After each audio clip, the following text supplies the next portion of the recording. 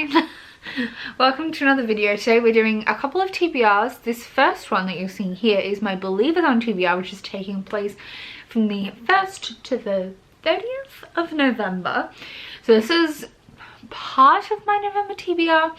The other TBR I'll be filming will be coming shortly, and that's a combo of a November and December TBR for a specific readathon as well. So keep an eye out for that. I won't be doing a generalized November or December TBR, but those are both there for your viewing pleasure if you so desire.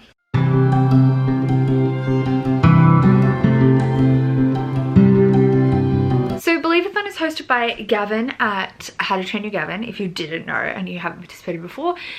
This is the third round of the Believathon, and it's a month-long round this time. There's a 2-week version and a full month-long version each year is the plan that I am aware of, and the whole idea of the readathon is to read middle grade books and children's books. So this one is a mystery themed. It's the Missing Maleficarum, and there is a selection of prompts that give you different clues to solve the crime. If you're wanting to know more, check out Gavin's introduction video, and it featured little clips from all kinds of middle grade authors. One for every hint. But I'm going to tell you about what I'm going to be reading for what prompt today. So the first prompt gets you the key, and that is to read a mystery. For that, I'm going to be reading Jolly Foul Play by Robin Stevens. This is the next Murder Most Unladylike book I'm up to.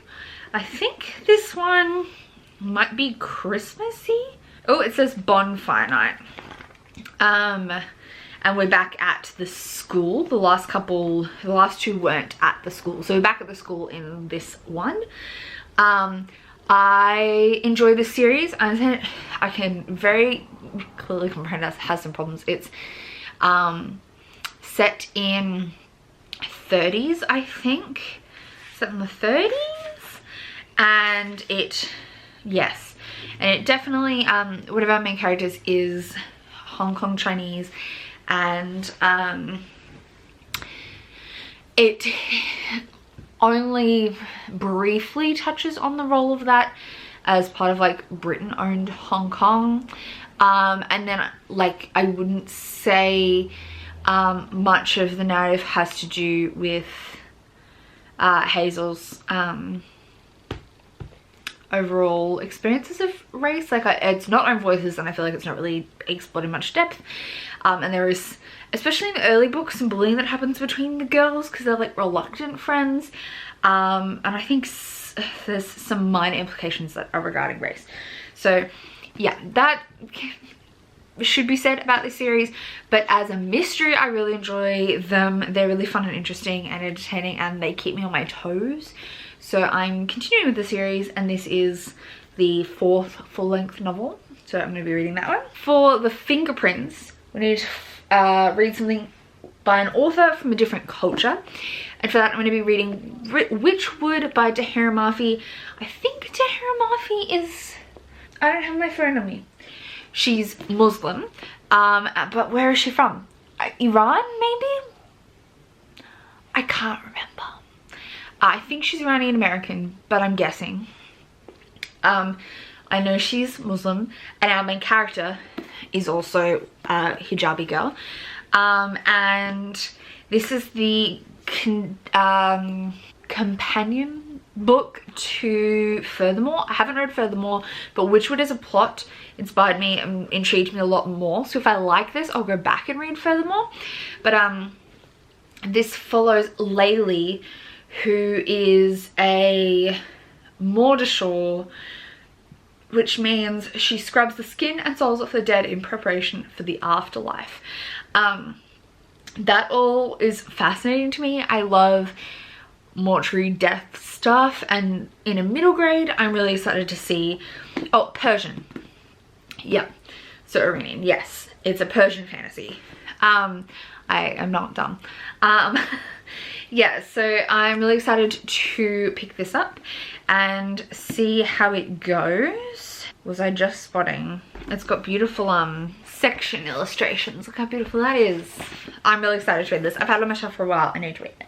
Then for the Scream is to read an audiobook, and for that I'm going to be reading The House on Hawthorne Road. I can't remember the author. My phone is somewhere, let me find it. This is by Megan Wynne, and it's described, it's a mischievous boy from the 1950s, a shy girl from today, a time slip adventure like no other. In Dublin, I think. Yes. I don't know, too much about this, but I have it on my borrow box and I'm excited to see what I think. Then for the torn page, we need something with a supernatural element, and for that I'll be reading Artemis Fowl and the Eternity Code. I'm kind of expanding supernatural to mean fae, like fairies, which are in here, fairies and goblins and things, and pixies. Which are a big focus of the Artemis Fowl series. This is the third Artemis Fowl book. I have read it before. It is a read, but I haven't read it for a long time, and I am finally finishing the series, so I need to work through it. This is my next pick. So yeah, the Eternity Code. Artemis Fowl, if you didn't know, is about... It smells a bit strange. It's pretty stained. I've had this since I was a kid. This is... Artemis Fowl is a boy genius criminal mastermind. And he's got to deal with fairies, and that's kind of the plot. He's a great anti-hero. Next up we have The Crown, which is a book set in another world, and for that I think I'll be reading Wonderscape by Jennifer Bell. Jennifer Bell? Yes. This is apparently has a game and time travel and different worlds, and yeah. Jumanji meets Ready Player One. I've heard good things. It's also on my borrow box as an ebook, so I do want to try that out. Honestly, I don't know that much about a lot of these. Next up we have The Spilled Ink, something featuring ghosts, and for that I'm going to be reading The Ghost and the Girl by Hannah Alcuff. This is another Hannah Alcuff is another Muslim author. And this is oh, my puppy's saying hi. What, Nita? That's not for pups. No, that's not for puppies. You silly girl. So Hannah Alcuff is a Malaysian Muslim author, and this is a Malaysian folk tale. It says perfect for fans of the Book of Boy and the Jumbies. And it has spirits and ghosts. Yeah, so it's called Girl and Ghost. It has ghosts in it. Then we have The Dagger, a book with a dangerous setting, and for that I'm going to read Explorers on Witch Mountain by Alex Bell. This is a sequel to the Polar Bear Explorers Club.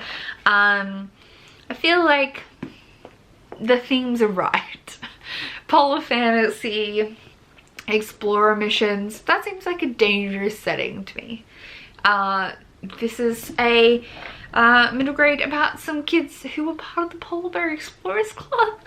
I read the first one, I enjoyed it, I listened to the audiobook, and I feel like I would have appreciated it more reading physically, which is why I picked up the second one from my library. Next up we have The Backpack, something by a new to you author, and for that I'm going to be reading The Threads of Magic by Alison Croggan. I know Alison Croggan's written a lot of high fantasy adult work, but I haven't read any of them. And this is a middle grade that's about an ancient spell. It seems very like Victorian, and there's pickpocketing.